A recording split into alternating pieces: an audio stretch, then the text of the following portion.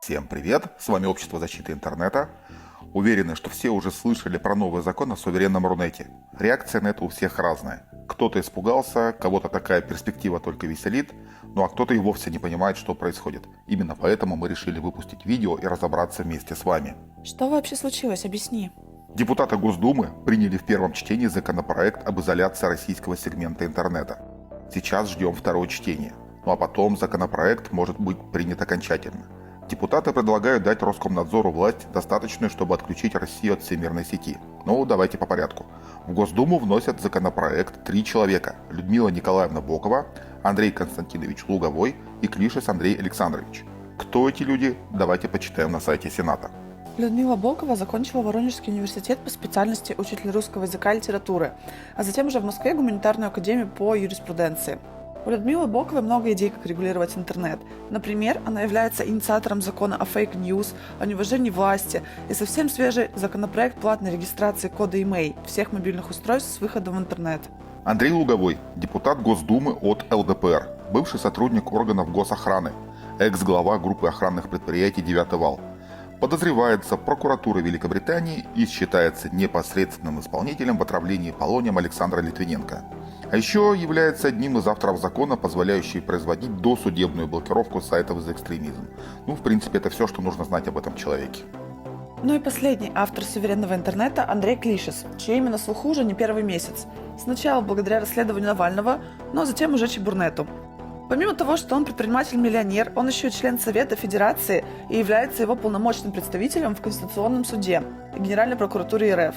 Наше государство его очень любит и ценит, поэтому Андрей Александрович целых 8 государственных наград. Ну и вот чем еще он интересен, собственно. И человек, который пишет эти законы, свихнувшийся от ощущения собственной значимости жулик, помешанный на недвижимости, часах, шубах и собаках. Я надеюсь, он хотя бы из собак своих шубы не делает. Всех этих людей объединяет только одно. Они вообще и никак не имеют никакого отношения к интернету. Не имеют профильного образования или опыта работы в отрасли. Они безграмотные, но самоуверенные. И эти трое, собравшись вместе, придумывают хитрый план, как ограничить в России интернет. Я прочитал законопроект несколько раз. Ну и ничего не понял. Ну, кроме того, что документ написан безграмотно, с орфографическими, синтаксическими, логическими ошибками. Ну, например, некоторые положения законопроекта ссылаются на несуществующие части других законов. Но начнем с целеполагания. Оказывается, закон подготовлен с учетом, цитирую, агрессивного характера, принятой в сентябре 2018 года стратегии национальной кибербезопасности США. Ну, то есть наши депутаты в ответ на рамочный документ американской военщины придумывают закон. При этом в этой самой стратегии ни полслова не упоминается про то, как именно США планируют агрессивно действовать. Там просто фиксируются факты, которые, по мнению администрации США, угрожают их национальным интересам. И Россия там упоминается ровно 2 раза в контексте, что с территории России, Китая, Ирана и Северной Кореи были зафиксированы хакерские атаки. Все обоснования принимаемых мер против угроз США являются домыслом и не имеют никаких оснований. А из законопроекта вообще непонятно, что это за угрозы исходят от США. Ну, нет перечня недостатков текущего законодательства и не описано, как именно текущий законопроект позволяет защитить интернет в России. А очевидным продолжением будет, вероятно, законопроект против вторжения инопланетян с планеты Нибиру. Ну да, но это еще не все. В финансово-экономическом обосновании к законопроекту говорится, что его принятие и реализация не потребуют расходов из федерального бюджета. Но текст законопроекта описывает установку дорогого оборудования, причем это затрагивает не только операторов связи. Также вводятся новые полномочия и обязанности для органов власти. Создается центр мониторинга, создаются новые реестры. Это колоссальные объемы работы и затрат. Ну, то есть денег потребуется много, но денег не нужно. Это странно, но не страшно. Страшно то, что законопроект отдает всю операционную деятельность по функционированию интернета в России Роскомнадзору, да, тому самому, который заблокировал localhost и страницы заглушек, которые сообщают о блокировках, и который уже целый год пытается заблокировать Telegram с миллионами IP-адресов.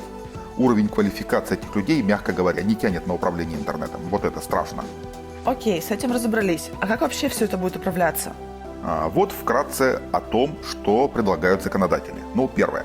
Учесть всех владельцев сетей, не только операторов связи, но и владельцев вообще IP-сетей, у которых есть номер автономной системы. среди которых есть крупные IT-компании, хостеры, банки, университеты. Ну, то есть, если вы строите хоть какую-то инфраструктуру, связанную с интернетом, то вы попадаете под закон и обязаны писать отчеты и ставить какое-то оборудование для противодействия угрозам. Второе. Учесть все трансграничные каналы связи и все точки обмена трафиком.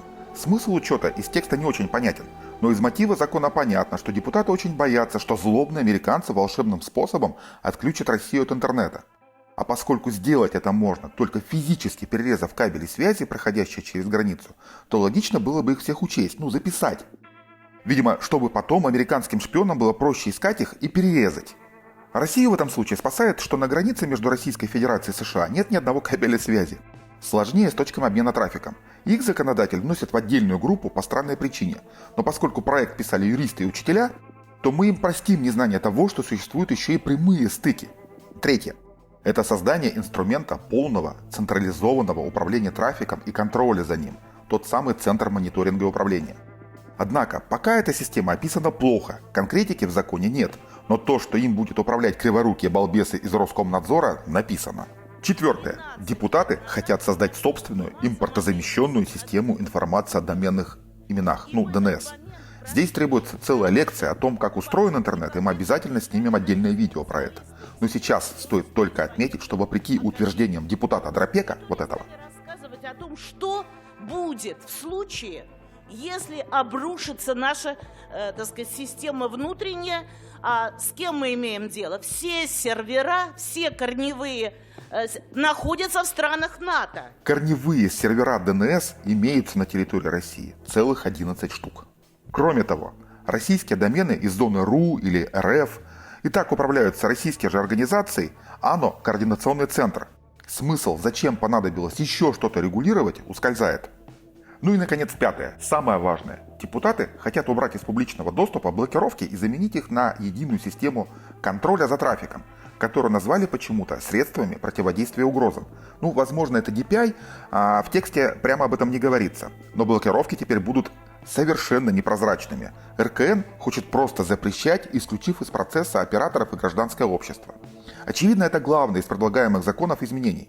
Когда и если эта система будет построена, Роскомнадзор сможет затруднить доступ к любому интернет-ресурсу и даже без объяснения причин блокировок. Отмечу, что раз и навсегда РКН, конечно же, заблокировать ничего не сможет. DPI не является какой-то волшебной системой, которая все под силу, но при внедрении такой системы совершенно однозначно пострадает качество и скорость доступа в интернет. То есть за наши же деньги РКН сломает интернет, ухудшив его потребительские свойства. Нужно понимать, что при построении DPI-решений вы сталкиваетесь с целым рядом проблем. Во-первых, если вы хотите из пакета пересобирать сессию, TCP-сессию, TLS-сессию, что-то в ней анализировать, то вам нужно на это дело выделять кучу оперативной памяти. Это очень сложная задача, соответственно, с поиском каждого отдельного соединения. Это растет вычислительная сложность, и это нужно делать на каждый пакет, пролетающий мимо. Так я не поняла, в итоге можно ли сделать суверенный интернет? Интернет – это глобальная сеть, где есть множество заинтересованных сторон. Одной из таких сторон можно считать и тех самых людей, которые лоббируют и продвигают суверенный интернет. Например, тот же Клишес не сможет купить в суверенном интернете билет на самолет и посетить свою шикарную виллу Швейцарии. «Газпром» не сможет продавать газ в Германию, Ростех торговать оружием с Венесуэлы. Все это делается через интернет, который совсем вообще не суверенный. Закрыть доступ в глобальную сеть означает разорвать все наработанные экономические, культурные и даже дипломатические связи. В 21 веке не бывает никакого суверенного интернета. Хорошо, тут ясно. Но мы же все прекрасно знаем, что если наши депутаты вносят очередной адовый законопроект, то с большей вероятностью его принимают. И что тогда? Действительно, еще не было случая, когда внесенный проект закона не был бы принят. Тем более, если закон громкий. Скорее всего, проект изменят до неузнаваемости, пока все к этому идет. И даже больше, депутаты начали обсуждать сумму, которая потребуется на реализацию. Я напомню, что денег на это не требуется. Принять закон как есть не очень-то возможно, уж слишком много в нем ошибок. Но если примут, итог будет закономерный. Суверенный интернет постигнет та же участь, что и другой хайповый закон «Пакет Яровой». Потратят кучу денег на очень вредную для экономики фигню. РКН станет всемогущим, на самом деле обезьяна с гранатой. Качество связи станет хуже, но ничего под контроль взять не смогут. Мы, как общались в интернете, так и будем продолжать общаться, только дороже и интернет станет медленнее. То есть ты хочешь сказать, что мы вернемся в 2007 год и ничего нельзя сделать? Ну, почему нельзя? Конечно, можно, но это будет непросто. Во-первых, мы уже сходили на митинг 10 марта. Думаю, что нужно больше митингов. Во-вторых, можно написать депутатам, сенаторам и даже президенту требование не принимать этот закон, как это предлагает Роскомсвобода. Ну, ссылка в описании. Но почему нет? В-третьих, и это самое простое, вы можете распространять это видео, рассказывать друзьям и делиться в соцсетях. Особенно мы бы хотели, чтобы вы объяснили старшему поколению, чем опасен суверенный интернет. Им это не кажется чем-то ужасным, просто потому, что многие не понимают сути того, что происходит. Как я поняла, самые важные моменты всего происходящего сейчас – это закон написан безграмотно, исполнение его будет дорогим, и он противоречит целям, которые в нем заявляются. Вместо устойчивого интернета мы получим дорогую, медленную и ненадежную связь. Не бывает никакого суверенного интернета. Это очередной распил бюджета и ограничение наших свобод.